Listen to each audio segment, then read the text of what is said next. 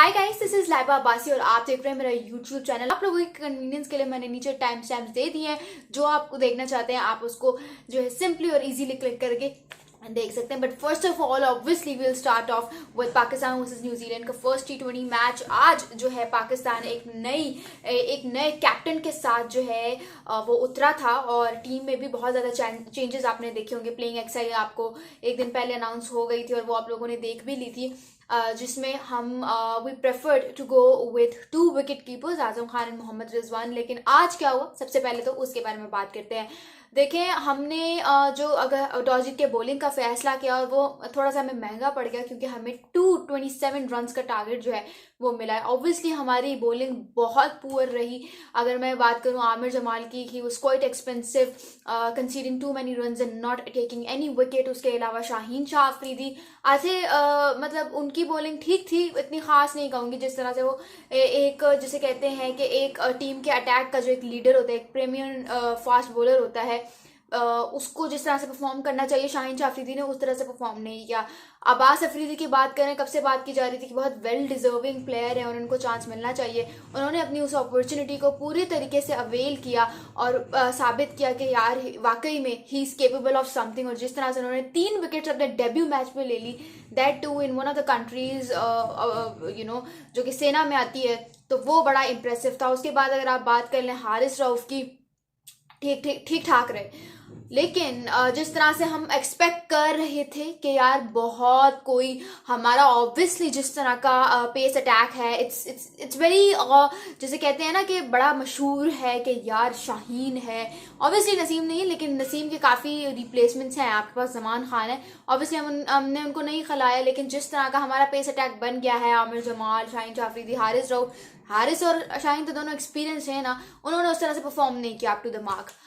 उसके अलावा हमारी फील्डिंग बहुत ज़्यादा एवरेज थी, जिसकी वजह से हमें 226 रन कंसीड करने को मिल गए। अगर आप बात करते हैं जब हम बैटिंग करने आए, हमने we decided to chase the target. सबसे पहले तो मैं बहुत ज़्यादा खुश हूँ बाबर आजम के कमबैक के लिए। Welcome back Babar Azam. अब यहाँ पे बहुत सारे लोग मुझे पता ही कहेंगे cringe fan of Babar Azam, बहुत सारे लोग होते हैं बाबर आजम के अगेंस्ट जो है, लेकिन I am very happy for his comeback. ये कॉन्फिडेंस, ये रन्स, ये जो 57 रन्स थे, ये मच नीडेड रन्स थे। और ये जो रन्स है ना, ये बहुत ज़्यादा मैटर करते हैं बाबर आजम के लिए, उनका कॉन्फिडेंस बढ़ाने के लिए, जो काफ़ी अरसे से वो लैक कर रहे थे, उस चीज़ के लिए, उस पर्सपेक्टिव से वो बहुत अच्छे और वैसे भी बहुत ज़बरदस्त नॉक है। ठीक है, साइम अयूब ने जिस तरह से स्टार्ट लिया, the way he availed the opportunity, that was absolutely amazing. उन्होंने आए और उन्होंने जिस तरह की हिटिंग की, 27 रन्स 8 बॉल्स पे, बच्चों का खेल नहीं होता है, लेकिन he was absolutely amazing. Unfortunate रह गए रिजवान, जिस तरह के प्लेयर हैं, बार बार कहना रिजवान के साथ बाबर आजम की जोड़ी हम क्यों कहते थे सेट है, बिकॉज बाबर और रिजवान एक दूसरे को अंडरस्टैंड करते थे। बाबर आजम रिजवान को अंडरस्टैंड करते थे। साइम अयूब नए लड़के, उनको पता नहीं चला, रिजवान ने कहा कि आ जाओ ठीक है कर लेते हैं पूरा 1 रन, लेकिन बीच में उसको फिर जब वो आ गए तो फिर बीच में कह रहे हैं कि वापस चले जाओ, नहीं करना। तो वो ऑब्वियसली एक नए बैट्समैन के लिए अंडरस्टैंड करना दैट इज क्वाइट डिफिकल्ट, और इस तरह से वो जो है अनलकीली वो रन आउट हो गए। लेकिन अगर वो रहते क्रीज पे, so he could have been very big for Pakistan today. और पाकिस्तान की आज जो हार है 46 रन्स की in the first T20 game of the series, वो ना होती अगर साइम अयूब ने जिस तरह का जबरदस्त स्टार्ट लिया। मतलब यार फुल 360 शॉट्स और उन्होंने जो पीछे होकर छक्का खेला, दैट वाज अमेजिंग। जिस तरह का स्टाइल उन्होंने अडॉप्ट किया हुआ था बैटिंग में, यानी कि he was making batting look so easy like a piece of cake. तो उनको जितना भी अप्रिशिएट किया जाए ना उस इनिंग्स के लिए, वो कम ही होगा। आजम खान, उनको चांस दिया गया, जब भी उन्हें चांस दिया जाता है हमेशा वो डिसअपॉइंट करते हैं। और मुझे ये लगता है कि उनके अंदर कॉन्फिडेंस की बहुत ज़्यादा कमी है। आपको वो प्रैक्टिस मैचेस में भी नज़र आए हुए हैं। प्रैक्टिस मैचेस में भी जब पूरी टीम की वीडियो बनती है तो ही यूज टू ट्राई कि वो किसी तरह कैमरा के एंगल से बाहर हो जाए। अगर टीम रन भी कर रही है तो वो रन अप से भी थोड़ा सा मतलब देखते थे कि अगर रिकॉर्ड हो रहा है तो वो थोड़ा सा बाहर हो जाते थे। तो कॉन्फिडेंस की आजम खान में बहुत ज़्यादा कमी है, ठीक है। He is capable of doing much for Pakistan, क्योंकि वो बैटिंग अच्छी कर लेते हैं, पावर हिटिंग अच्छी कर लेते हैं। अगर आप ये कहें कि नहीं सिर्फ पाकिस्तान या PSL में करते हैं, वो गलत होगा, बिकॉज वो बाहर जाकर भी जितनी भी लीग्स खेलते हैं उसमें भी अपना नाम जो है वो प्रोमिनेंट करवाते हैं। So that is actually that matters at the end of the day. तो आजम खान को बस कॉन्फिडेंस की ज़रूरत है and he will be brilliant, ठीक है। उसके बाद अगर आप बात कर लें उसामा मीर की, I don't know, Usama Mir को हमने इतने चांसेस दिए, मतलब आप खुद देख लें, एक अच्छे खासे टीम, एक टाइम हो गया है, एक अच्छे खासे टाइम के साथ उसामा मीर टीम के साथ आ रहे हैं। उन्होंने अच्छा से बड़ा जो है टूर्नामेंट खेल लिया, उन्होंने एशिया कप खेला, उन्होंने वर्ल्ड कप खेला, मतलब अच्छे टाइम से, अच्छे खासे टाइम से वो सीरीज भी खेलते आ रहे हैं पाकिस्तान टीम की तरफ से। और अगर अभी भी वो अपना वो टेम्पो सेट नहीं कर पा रहे, वो टेम्परामेंट बिल्डअप नहीं कर पा रहे, तो मेरे ख्याल से वो बहुत गलत है।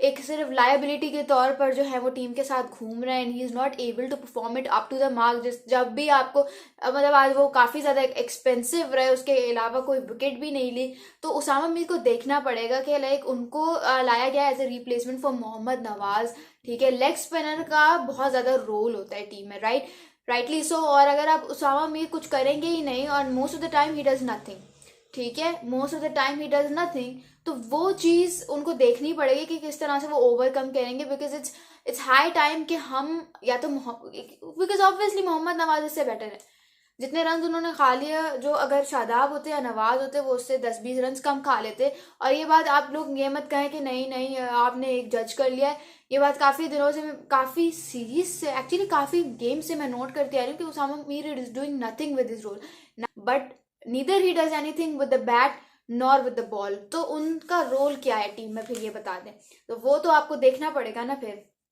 उसके अलावा अगर आप बात करें इफ्तिखार अहमद की, फ्लॉप, फ़खर जमान कुछ नहीं कर पाए। ऑब्वियसली यार आप खुद देखो कि एक ऐसा बैट्समैन जो कि डोमेस्टिक में 1 डाउन पर परफॉर्म करता है, आपको 1 डाउन पर नजर आएगा। नेशनल टीम है लेकिन वैसे डोमेस्टिक में वो ओपनिंग करते हैं और आप उनको जो है फिर 4 पे ले आते हो, तो वो क्या ही, मतलब ठीक है उन्होंने कह दिया कि वो पाकिस्तान के लिए खेलेंगे तो किसी भी नंबर से खेल लेंगे, लेकिन एक माइंड सेट होता है, राइट, एक आपकी एक प्रैक्टिस होती है कि जिस नंबर पे आप खेलते हो आपको उस चीज़ की ज़्यादा प्रैक्टिस होती है and there are high chances कि आप उस नंबर पे ज़्यादा अच्छे से, जो आपका फिक्स स्पॉट है वो आप उस पर ज़्यादा अच्छे से परफॉर्म करो। और फ़खर जमान का वो बहुत ज़्यादा डिस्टर्ब हो गया, जिसकी वजह से ऑब्वियसली उनसे रन कहाँ से बनेंगे। अगर ये जो हम 46 रन से हारे हैं, these were suppose to be scored by Iftikhar Ahmed, these were suppose to be scored by our batsman, तो मुझे ये लगता है कि कुछ करना चाहिए था, इन मिडिल ऑर्डर बैट्समैन को कुछ करना चाहिए था, कुछ कंट्रीब्यूट करना चाहिए था। एंड पर्सनली अगर आप मेरी बात करें, मुझे वो लोग बहुत ज़्यादा हैरान कर रहे हैं कि जो आज भी कह रहे हैं कि हम ये मैच बाबर आजम की वजह से आए। आई मीन यार सीरियसली बाबर आजम की वजह से आप, मतलब वो बंदा बैटिंग कम स्ट्राइक रेट से करे, तो ये लोग कहते हैं कि यार वो कम स्ट्राइक रेट से बैटिंग कर रहा है। आज उसका स्ट्राइक रेट ऑलमोस्ट 163 था। He hit 6 4s and 2 6s if I am not wrong. तो उन्होंने कितना लगाया, उन्होंने कोई 4 चौके 2 छक्के मारे, 57 ऑफ ओनली 35 डिलीवरीज, इतना अच्छा। और वो भी अगर आप एक तरह से आप कह सकते हैं कि यार 30 डिलीवरीज के बाद ही could have created an impact, 30 deliveries के बाद वो कर सकते थे। Obviously you were chasing a target of 226 run, बच्चों का खेल नहीं है, थोड़ा सा आप रिस्पॉन्सिबिलिटी दिखा दे। पर आप ये भी देखो कि बाबर आजम जो अभी आउट ऑफ लक चल रहे हैं, आउट ऑफ फॉर्म चल रहे हैं, आउट ऑफ कॉन्फिडेंस चल रहे हैं, उस बंदे से 2 साल से रन स्कोर नहीं हो रहे थे। इतना मेंटल, आपको पता भी है कि कितना मेंटल स्ट्रेस होता है इस सिचुएशन में। अगर उन्होंने इतनी अच्छी इनिंग्स खेल लिया, आपको पता है कि उनका टेम्परामेंट किस तरह से, उसके बावजूद इस तरह के इनिंग्स खेलना वो बहुत कमाल है। At least try to appreciate him. इतना आप मेंटल टॉर्चर आप इतना दो जितना अगला बंदा बर्दाश्त भी कर सके। मतलब ऐसे फैंस या ऐसे लोग आप कह लें मुझे सरप्राइज करते हैं। एंड ये वही लोग हैं जो अगर बाबर आजम को कल को नजर आ जाएगा तो दे विल बी लाइक यार प्लीज हमारे सेल्फी ले लें, हमारे साथ सेल्फी ले लें हमारे साथ। फिर एक और ब्लंडर जो मुझे समझ नहीं आया कि what was the need for Shaheen Shah Afridi कि वो आए और मतलब आमिर जमाल जो कि एक प्रॉपर बैटिंग ऑलराउंडर है, ही जिस तरह से आपने देखा होगा पाकिस्तान वर्सेस ऑस्ट्रेलिया की टेस्ट सीरीज में पर्थ में, जो कि मतलब इतना मुश्किल ग्राउंड था, फिर मेलबर्न में, फिर सिडनी में जिस तरह की उन्होंने बैटिंग परफॉर्मेंस दिखाई, that too against Mitchell Starc, Pat Cummins, Josh Hazlewood, इनकी अगेंस्ट इतनी अच्छी बैटिंग परफॉर्मेंस दिखाना, और फिर ऑब्वियसली वो टी20 में भी एक प्रॉपर बैटिंग ऑलराउंडर, जिस तरह से वो बॉल के साथ भी जान लगाते हैं। ऑब्वियसली ठीक है, उनकी बॉलिंग आज मजे की नहीं थी, बट ही मेक्स श्योर कि अगर वो बॉल के साथ डिलीवर नहीं कर रहे तो he will deliver with the bat. उससे पहले आपने खुद फजूल में आके जो है, आपने फजूल में जो है टीम के ऊपर प्रेशर एक तरह से करवा दिया ना। फिर क्या हुआ, डक पर आउट होके चले गए। देखिए, I mean this was not a PSL match, you are not playing from Lahore Qalandars against Karachi Kings, ठीक है। आप मतलब एक केन विलियमसन की कीवी की टीम के अगेंस्ट खेल रहे थे, who had the likes of Kane Williamson, Daryl Mitchell, Tim Southee, और उनके अगेंस्ट आप आके जो है वो ऐसे प्रिटेंड करेंगे और इस तरह से, हालांकि आपको पता है कि आपसे ज्यादा अच्छे batting allrounder, you don't have to be a batting allrounder, आपको पता है कि आमिर जमाल आपसे ज्यादा अच्छी बैटिंग करते हैं, फिर भी आप खुद आ गए, फजूल में आपने टीम के ऊपर प्रेशर कर दिया, जिसकी वजह से फिर आगे जाके भी वो टेम्पो फिर सेट नहीं हो पाया। आमिर जमाल अभी भी 14 नॉट आउट है, लेकिन पूरी टीम आउट हो गई। We got out just in a case of 17 overs, 180 all out, और वही हुआ जिसका डर था हम पे।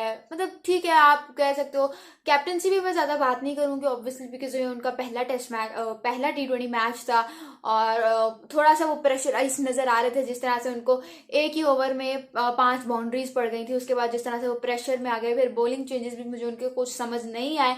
लेकिन चलें ठीक है, आपका एक पहला मैच था, उस पर आपको कंसेशन मिल जाती है और कुछ कह नहीं सकते आप, but we are really hoping कि हम अपना नेक्स्ट टेस्ट मैच, सॉरी मेरे दिमाग में टेस्ट मैच पता नहीं क्यों चल रहा है, वी आर रियली होपिंग कि हम अपना अगला टी20 मैच जो है वो जीत जाए। उसके अलावा अगर आप मुझसे पूछे मेरा ओपिनियन ले, तो मेरे ख्याल से हमें अगले टी20 मैच में, जो कि 14 जनवरी को है, उसमें हमें 2 विकेट कीपर्स के बजाय एक ही विकेट कीपर के साथ जाना चाहिए, और आजम खान की जगह मेरे ख्याल से हमें किसी middle over proper batting specialist को लेकर आना चाहिए, जो प्रॉपर एक बैटिंग कर रहे, और जिस तरह का आज एक कैटास्ट्रोफिक सिचुएशन बनी थी, उससे हमें निकाल सके। तो ये मेरा ओपिनियन है, आपका क्या ओपिनियन है जरूर कमेंट्स में बताइएगा। इसलिए पाकिस्तान वर्सेस न्यूजीलैंड के गेम में मैन ऑफ द मैच कौन हो सकता था? None other than Daryl Mitchell, जिन्होंने 27 डिलीवरीज पे सिर्फ और सिर्फ 61 रन की बारी खेली।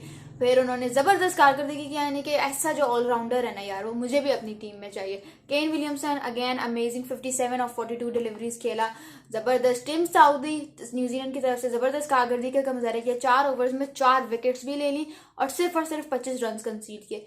तो ये न्यूजीलैंड की तरफ से मेरे लिए टॉप परफॉर्मर्स थे। वैसे तो पूरी टीम ने जबरदस्त कारकर्दगी का मुजाहरा किया, लेकिन ये जो 3 थे ये मेरे टॉप परफॉर्मर्स हैं। आपके कौन टॉप परफॉर्मर्स हैं? Do tell me in the comments below.